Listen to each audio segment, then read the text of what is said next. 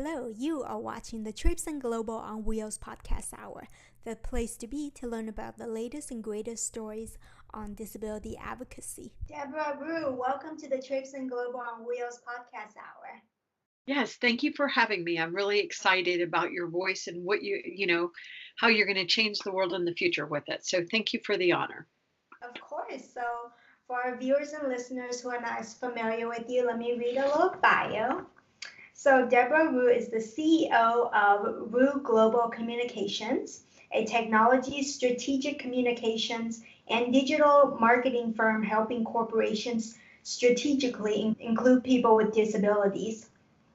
Debra Wu is a recognized market influencer and advocate for the rights of persons with disabilities, a leader, a published author, a successful entrepreneur, and a fantastic mother. She has created a path to empowerment and success for those with disabilities.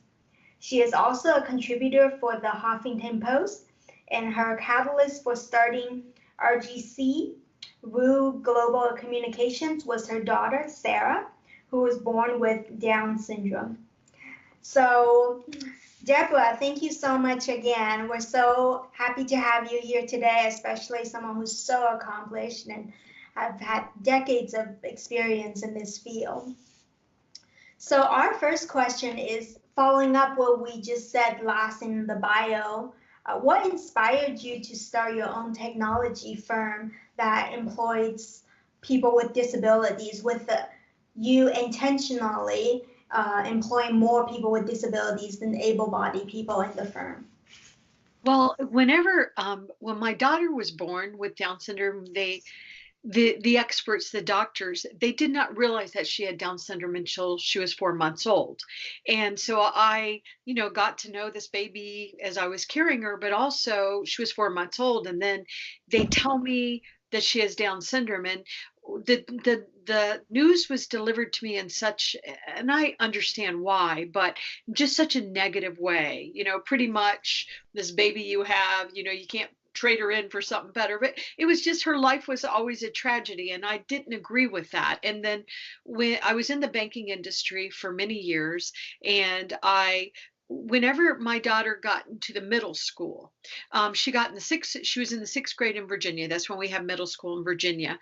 And I only say that because when I was in middle school a long time ago, seventh grade was middle school. So, but anyway, sixth grade was for her. And once again, I started hearing of which she wouldn't be able to do. She would add no value to society. She's such a burden. And these were from the experts that were supposed to be helping us make sure that she, her life had a purpose and her life had meaning. And so I started thinking, why? I was surprised because I did not realize that people with disabilities were so deliberately being left out of the workforce. I didn't realize that people with disabilities, if they were working, were underemployed based on the qualifications they brought to the workforce. So it was a real eye-opener for me. And I thought, well, I don't understand, why would we treat people with disabilities differently than anyone else? I don't even understand, especially when the world is so inaccessible to people with different disabilities. There's so many things that we assume if we can walk and we're not using a scooter or a service animal or a cane, or there's so many assumptions that are made that are just not true, especially when we have had the Americans with Disabilities Act since 1990. So I thought, well, I know I'm going to create a company. I'll create a technology company because I love technology, and I'll employ technologists with disabilities. And so I did it. I grew it to a multi-million-dollar business. I had so many successes and so many talented people. I also made a billion really horrible mistakes along the way. And so in 2011, I merged that company with another company, and then I started Wu Global Communications in 2013. Sorry for the long answer. That was a big question. No worries. I appreciate the passion. And so, as you mentioned, I know you're an executive in the banking industry prior to building your own technology firm, Tech Access, back in 2001, which you've since merged with another company, I know. So you built Tech Access to a multi-billion-dollar business, as alluded to earlier. But what is even more amazing is that 80% of your team were technologists with disabilities. Right. So you once said in an article it was all focused on mainly helping corporations, but we also had government and university clients making sure their websites were accessible to people with disabilities. And who better to do it than the people who have those types of disabilities and who would know whether it's successful. At the time, very few of my competitors employed people with disabilities, unquote, quoting you there. So, my question for you is, was it a challenge trying to find individuals with disabilities with the skill set that you needed? If so, how can this be improved? Because, I often hear employers saying they want to hire people with disabilities, but they just can't find them, or Right. they can't find people with disabilities with the skill sets and talents that they're looking for. Yeah, and that's a really good point and a really good question because when I and 2001 isn't that long ago, but still, when I first started doing it, many people that I hired that were technologists, um, they were not, they hadn't didn't have typical education experiences. Education wasn't very accessible. Still, we have a lot of accessibility issues with education today.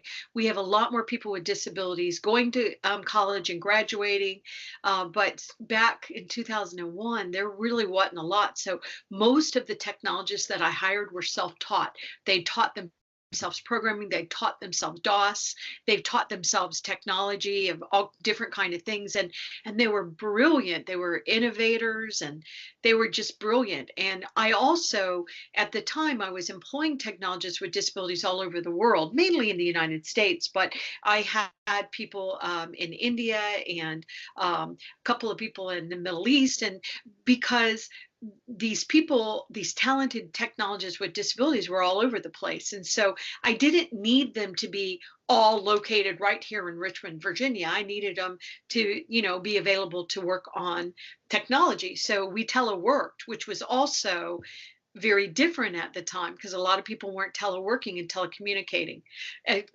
at the time. But there was a gentleman that worked for me. He happened to live in Richmond, Virginia, but when he was the last day of high school, he jumped into the James River, hit the water the wrong way, and he broke his back, and he became a quadriplegic. Oh my. And he was able to breathe on his own. But other than that, he required around the clock support, and so he lived in it is a place here in Virginia called the Virginia Home. And he was so smart. He unfortunately has passed away now, but this man was brilliant. And I remember back in 2002, Canon asked us to, if we could design the most accessible copier for people with different types of disabilities, what would that look like? And it sort of seems funny to say that because most copiers are accessible now, but they weren't then. So this quadriplegic, this man with quadriplegia in Richmond, Virginia, he sent me 15 pages of suggestions that I sent to the engineers of Canon in New York and Washington, D.C.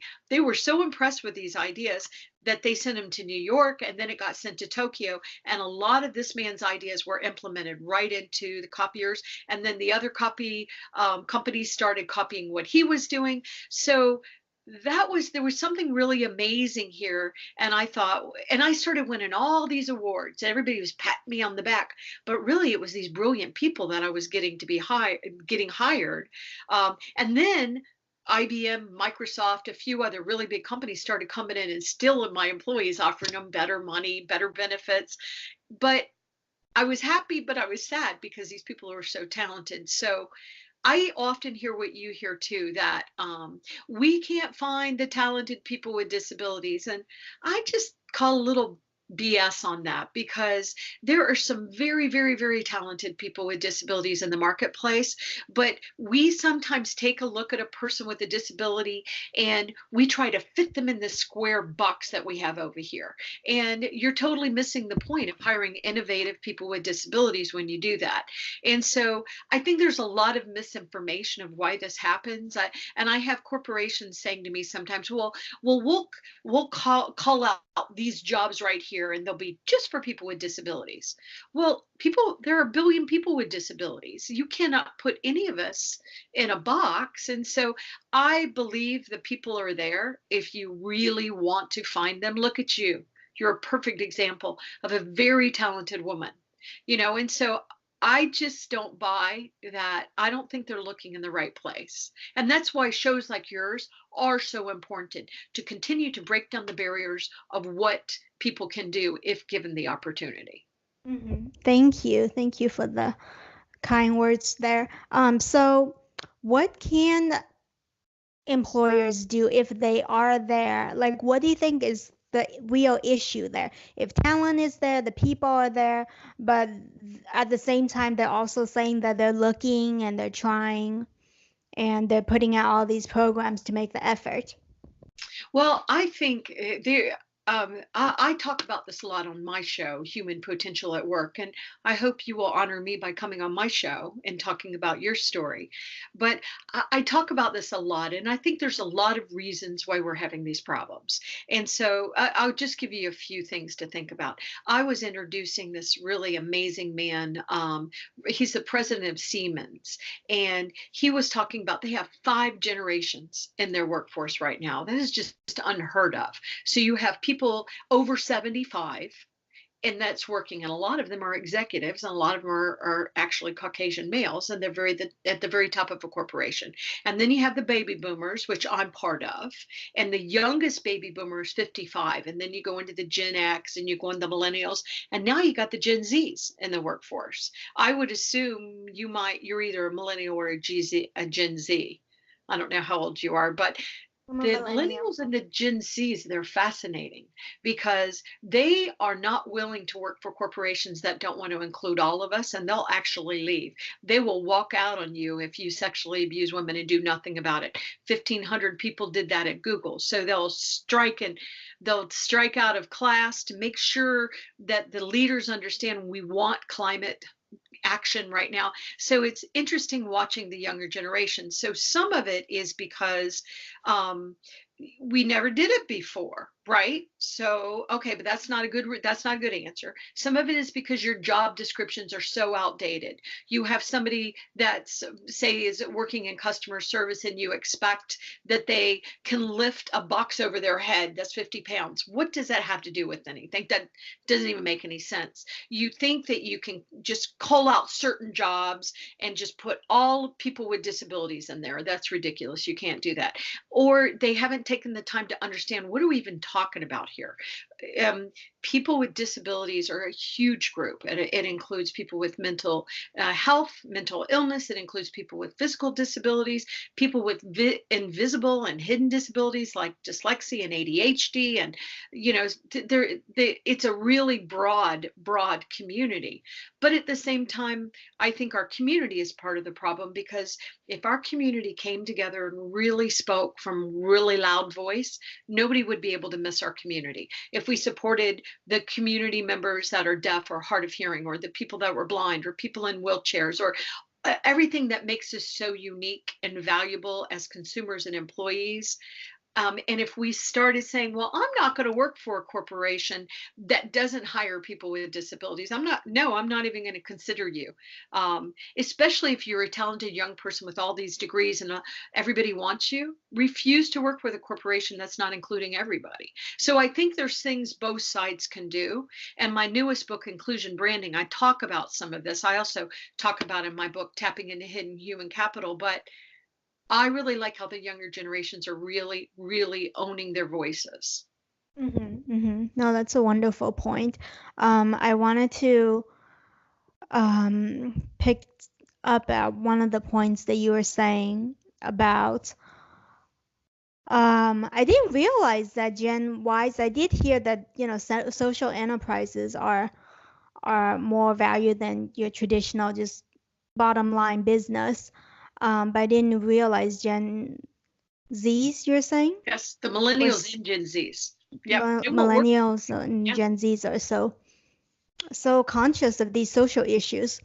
So yes. My next question for you is, prior to your daughter, Sarah Rue, being diagnosed with Down syndrome, how did you view people with disabilities? And if relevant, how did Sarah change your attitude?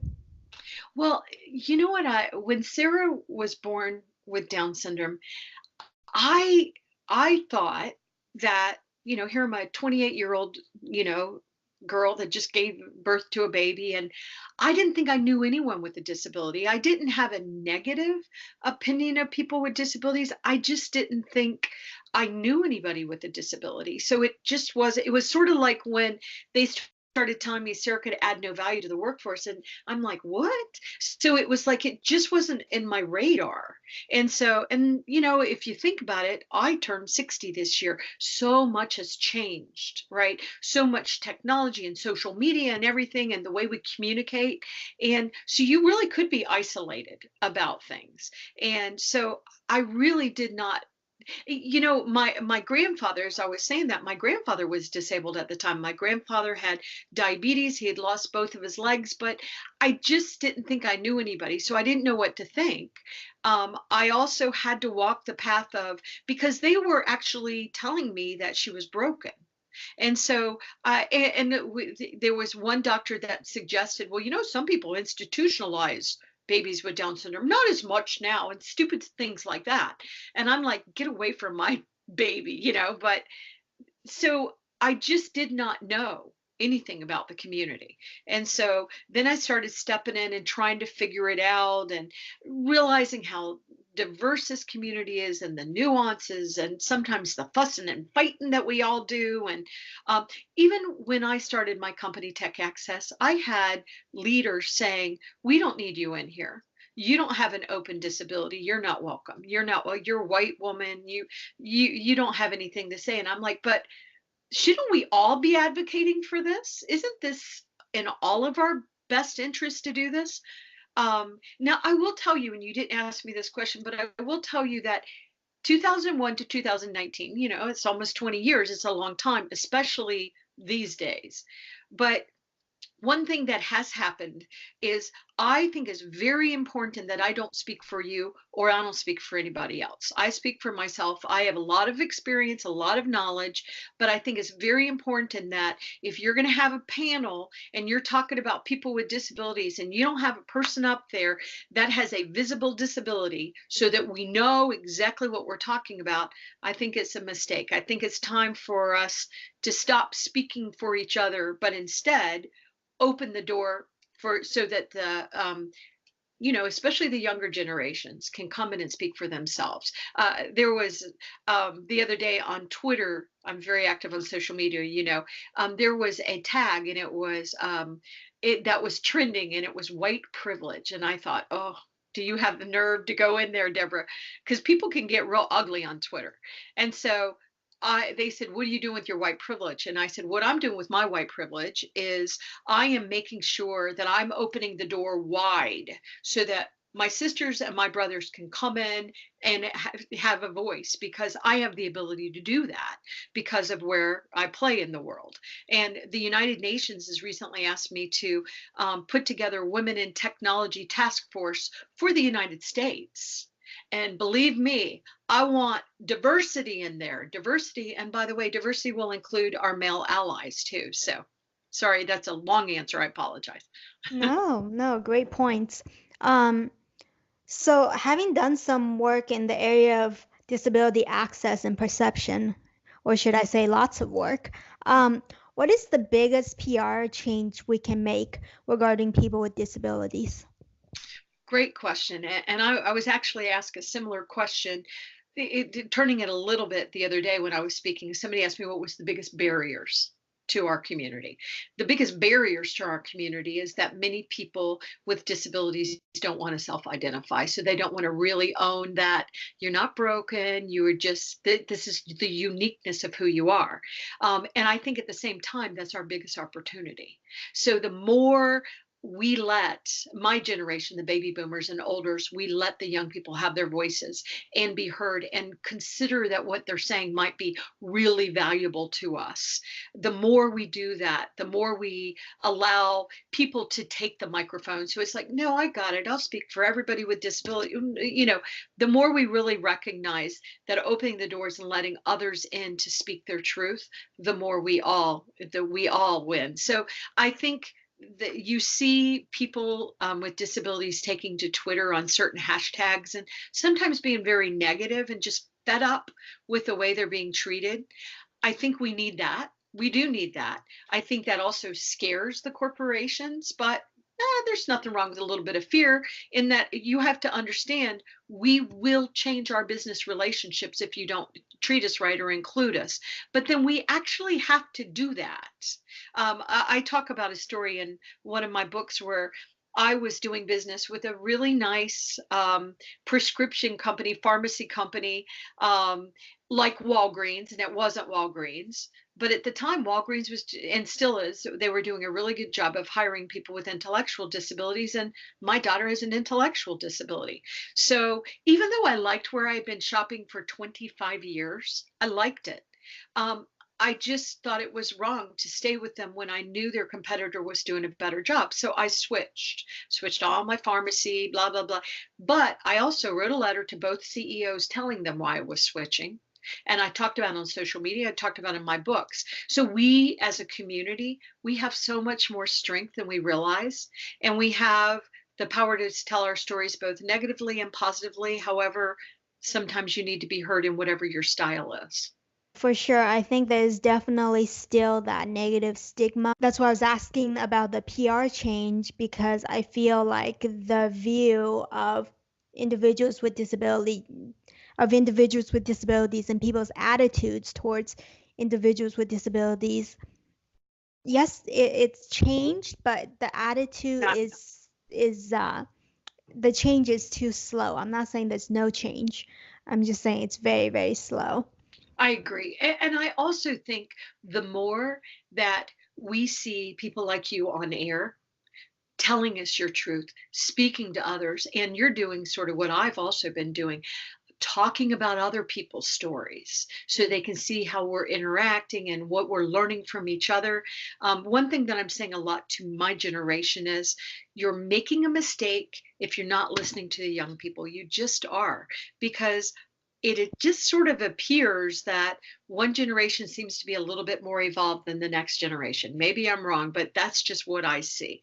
And so I think the biggest opportunity, once again, is to make sure you have the microphone and your peers have the microphone, and that we don't just, back in my day when I was, in my 20s, no, everybody discounted what I thought. I remember that it really made me mad. And I looked younger than I was.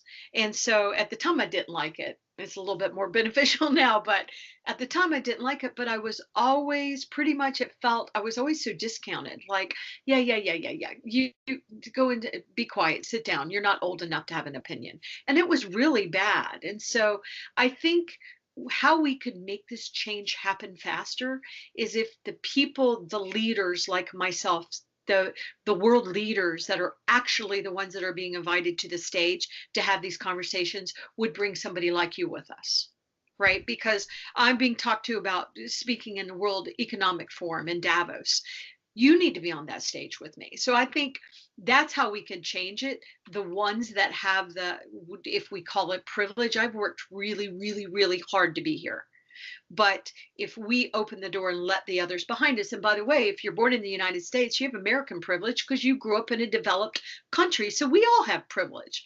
But we still, people with disabilities, especially physical disabilities, are discounted. And if you have an invisible disability and your disability confuses somebody, maybe you act differently because of your disability, that confuses people. And then it becomes a charity or even bullying. We still got a lot of work to do, a lot of work to do. I agree. I accept. I'd be happy to go to Davos. Yes, yes, I definitely am excited about you.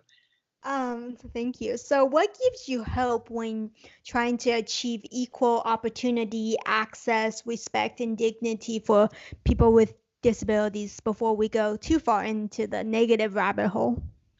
Well, what gives me hope is that corporate brands are truly listening. I just got off the phone a few hours ago with a major brand, and they are doing everything they can to really authentically include people with disabilities. And they're really owning this. Now, the problem that they're having is that they don't know how to get their message out. So, this particular brand said, well, we're going to occupational therapist, and this is one place, but they're not thinking about this as you make your products and services more accessible to people with disabilities. It really, if designed well, should improve it for everybody. Everybody should be it should be improved. And I'll give you an example. My husband, it's a sad example, but I've been married to my husband 37 years, and my husband in the last year, 2 years, he has been diagnosed with early onset dementia, which is very scary. And my husband is he's still there. He's still the man that I married and I love is still there, but I have to communicate with him differently. I can't multitask and be running past him, but so I have to sort of slow down. But at the same time, there's certain skills he's losing. And there are so many people getting dementia and Alzheimer's. But what's interesting that what this company I was talking to that have designed all these really great products, those products work for someone like my husband too. So rethinking the way we look at disabilities. And I've always said the reason why I named my show Human Potential at Work is because you should never decide what a person can and cannot do based on some little bit of data. I believe that the reason why people with disabilities are disabled is because we don't take the time at society to design our world so that it's accessible. If you're in a wheelchair, you should be able to come in the same interest as everybody else. You should be able to go to the bathroom by yourself. It's just ridiculous what we do to people with disabilities. And then we treat them like they're little, somebody to pet on the head, and they're so cute. Oh, you're working, and we discount them as human beings. And it's all about charity. And I say to corporations all the time, if you want to do charity, charity's great. But if you think including people with disabilities is just about charity, you're missing the boat, because hiring people with disabilities is about being innovative. Because what is your life like if the whole time you're trying to do a little shopping or go to a pharmacy or go to the movies? It's an obstacle course. Think how much your brain has had to work to be innovative. You are a problem solver. These are the kind of employees these businesses need, but they don't understand that yet. I'm doing my best, and so are others, to help them understand why it's so valuable. But it's still in progress. Yeah. Sorry to hear that about your husband. My Yeah. my grandma had Alzheimer's, so I can relate to some degree. Yeah. Um, and in regards to, you're right. I feel like for me, being in a manual wheelchair, I'm adapting all the time. The place that I live in right now, the doors don't close, so I have to use the restroom with the door open. Right. And Um, think about that. If you're not in a wheelchair, that would be ridiculous. I would be like so mad that I had to go to the bathroom with the door open. So we've got to keep telling these stories and saying, well, I'm not disabled. You have made me disabled because you do not design your restaurants and your buildings and your offices and your schools to be accessible to all of us. you know yeah. where's the problem? It's not people with disabilities. It is the way we're designing our society and the way we're retrofitting our society, and we keep doing it. We got to stop doing that.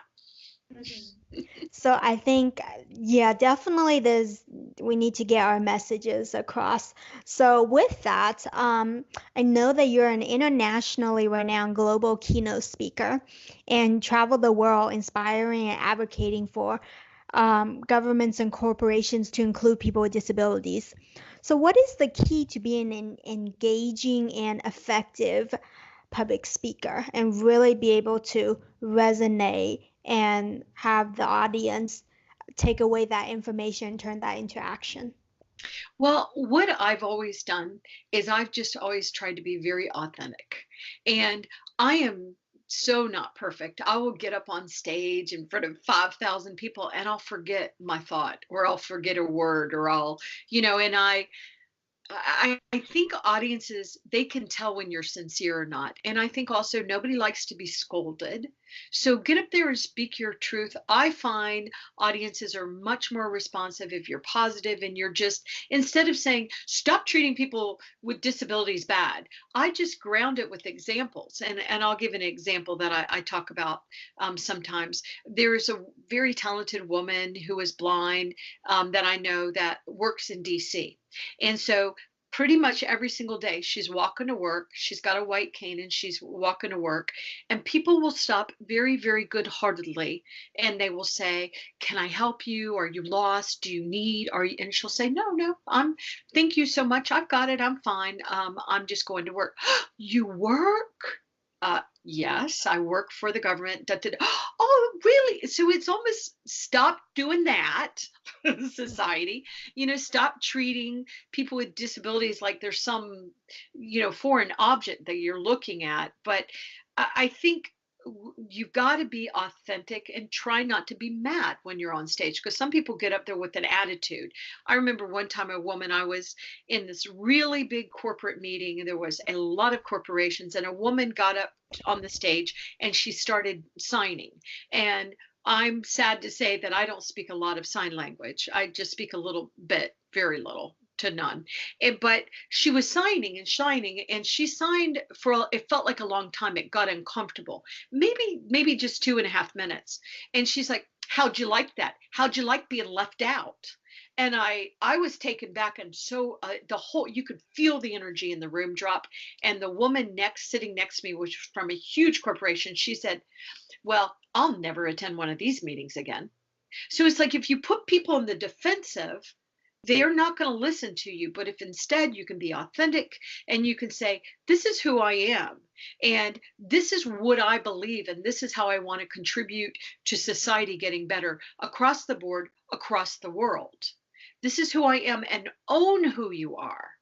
And I think if you do that, the audience, they see it, they know it, they feel your energy. I also find it's helpful to find kind eyes. If you can see, I like to find the kind eyes and talk to the kind people in the room.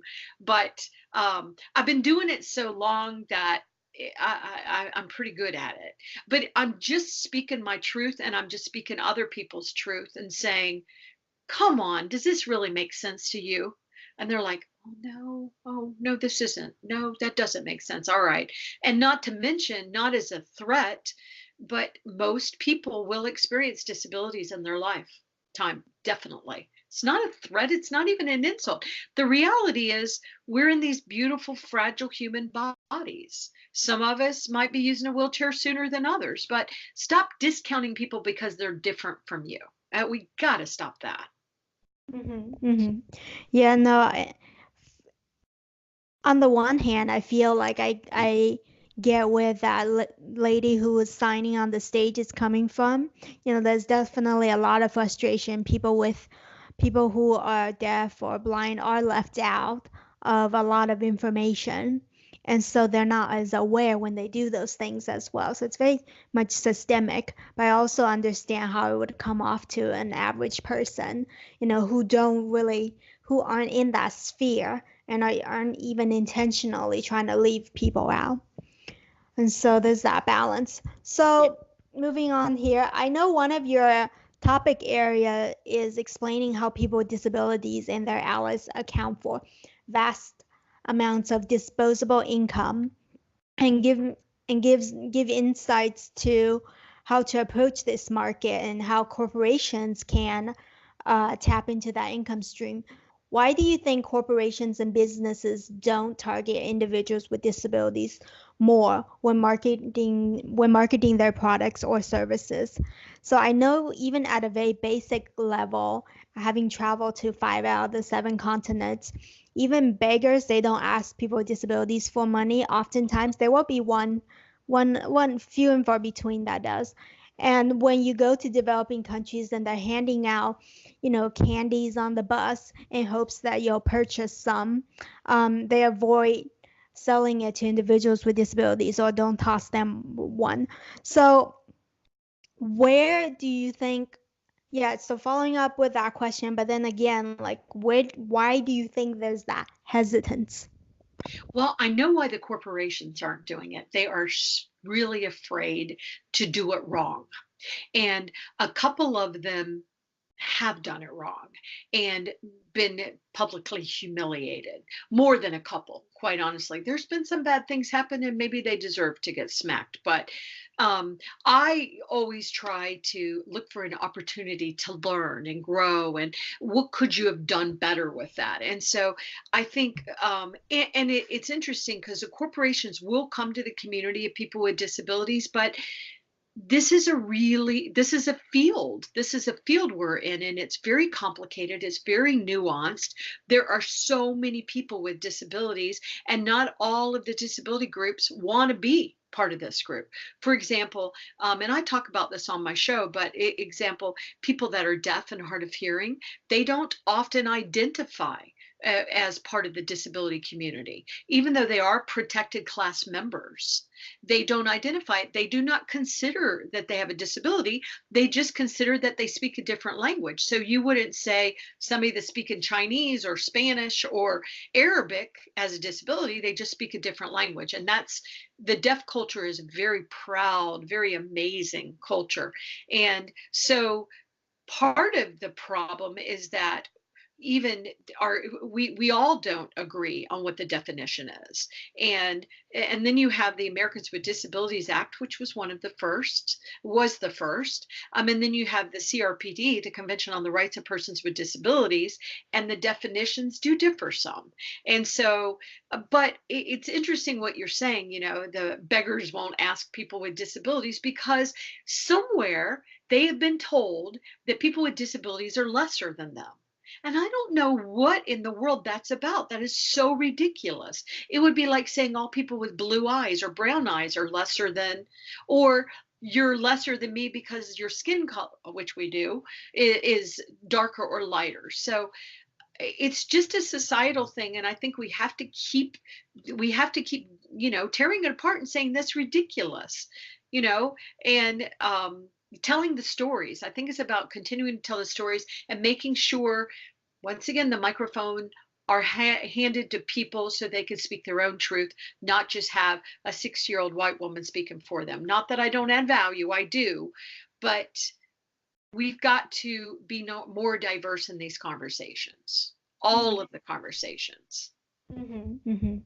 So you mentioned in one of your Huffington Post articles that as you travel globally, there are a couple questions that you've been asked frequently regarding business here. So one of them is, do the litigation efforts to assure disability inclusion and accessibility in the U.S. marketplace help or hurt the community in the global efforts towards full inclusion? Or does the litigation in the U.S. cause an us versus them mentality? And So, right, yeah. so with those questions, I want you to, answer them, but also I really found it illuminating the example you gave of Disney and how they were received an award for being so inclusive, but then again was reprimanded later by a group of, I believe, blind people. Is Right. that right? Yeah. Yeah. Yeah. Both awards were blind. That Disney was given the the American, sorry, my shaw's falling, the American Foundation for the Blind's highest award, which is the Eagle Award, for the efforts they had made to include people that were blind and vision impaired in the parks, and on their websites and everything. And then 3 months later, a class action lawsuit was filed against Disney because they have not done enough to include people that are blind and vision impaired in their parks and in their.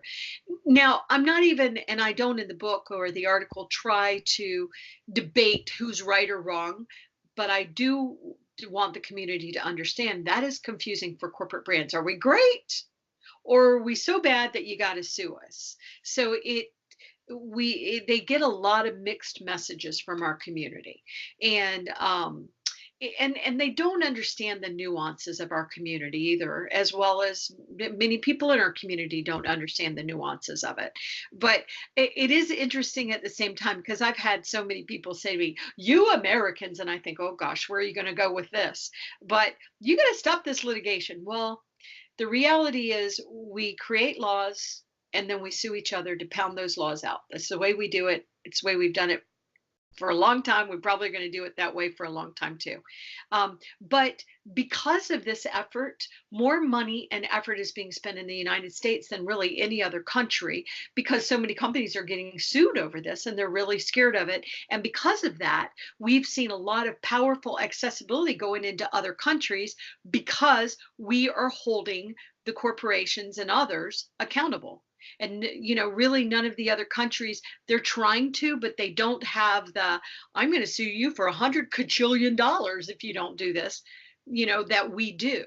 And so we've caused a divide because of this, but at the same time, we've actually made the world more accessible, and we're having these really powerful conversations because of the litigation. So thank you, lawyers. So, and I think there are times when you do need to sue. Yeah. Good American. No, but some of the things I hear, some of these apartments that still don't have ADA accessible apartments when it's 2019, they need to be sued. That's ridiculous. How can you not want? And by the way, the 72 million baby boomers are now all over the age of 55, and more they have mobility issues. They're needing to use scooters and wheelchairs. What are y'all thinking? You are throwing away money not having apartments and buildings that are fully accessible to all of us. It's ridiculous.